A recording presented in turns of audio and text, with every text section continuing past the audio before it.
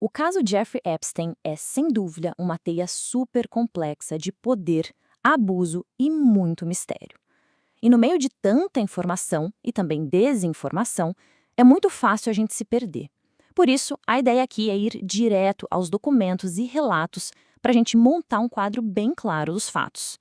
Vamos juntos entender as peças-chave dessa história que chocou o mundo inteiro. Para começar, vamos direto naquilo que, logo de cara, capturou a imaginação de todo mundo e mostrou um pouco do tamanho do mundo em que o Epstein vivia. Olha só. Quando o ex-mordomo do Epstein, um cara chamado Alfredo Rodrigues, tentou vender a agenda de contatos pessoal dele, ele descreveu o objeto como o Santo Graal. E esse, sinceramente, não era para menos. Esse documento de 97 páginas era basicamente um quem é quem do poder global. O que esse slide mostra de um jeito impressionante é a variedade da rede do Epstein. A agenda original tinha mais de 1.500 nomes, ligando políticos, celebridades, cientistas, bilionários. Nomes como Donald Trump e o príncipe Andrew são só a pontinha do iceberg, sabe?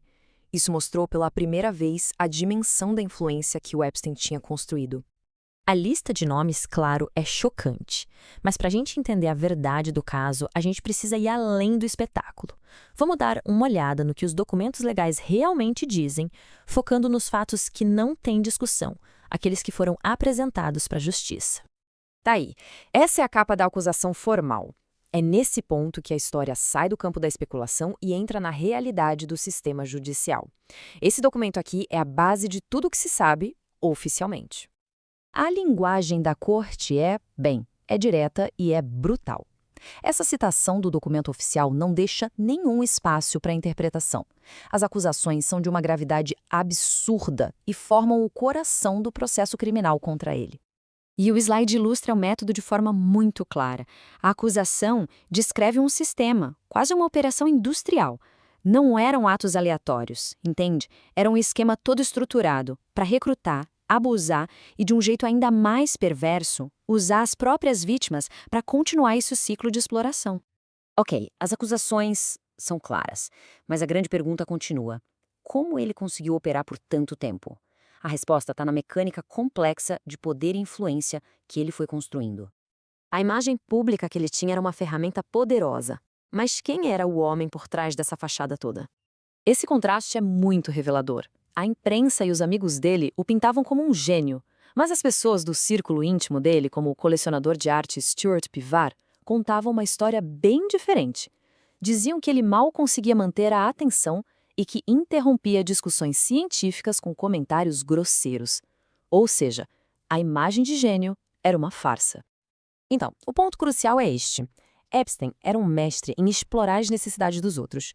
Ele se aproximou do bilionário Leslie Wexner, o fundador da Victoria's Secret, oferecendo justamente o que o Wexner não tinha, uma vida social e acesso a mulheres. E, em troca, o Epstein ganhou acesso a uma fortuna e a um poder que a gente nem consegue medir. E no centro disso tudo estava Ghislaine Maxwell. As vítimas a descrevem como a peça-chave da operação.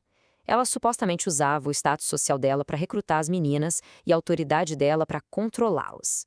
Muitos contatos da famosa agenda, na verdade, conheciam só Maxwell, não Epstein. Com a morte do Epstein na prisão, o julgamento que poderia trazer respostas simplesmente nunca aconteceu. Esse vácuo de informação se tornou um ambiente perfeito para o surgimento de todo tipo de teoria da conspiração. Para a gente entender algumas das teorias que apareceram, é importante conhecer esse termo histórico. O libelo de sangue é uma antiga e terrível teoria da conspiração usada há séculos para perseguir judeus, culpando eles por crimes horríveis. Com esse contexto, certas narrativas online, como as analisadas no vídeo do Nando Moura, por exemplo, acabaram reciclando essa calúnia antiga. Uma teoria que ganhou força dizia que o Epstein, por ser judeu, era um agente secreto de Israel com a missão de corromper líderes ocidentais.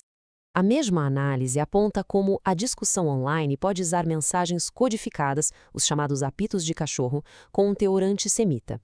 A referência a 6 milhões em certos contextos, por exemplo, é interpretada como uma negação cínica do Holocausto, conectando o caso Epstein a uma agenda de revisionismo histórico. E isso nos leva à questão final. A morte do Epstein não só impediu que as vítimas tivessem justiça, mas também deixou um campo aberto para a desinformação. Sem um julgamento, a linha entre o que é fato e o que é ficção fica borrada para sempre. E talvez a gente nunca saiba a real extensão da rede e dos crimes dele.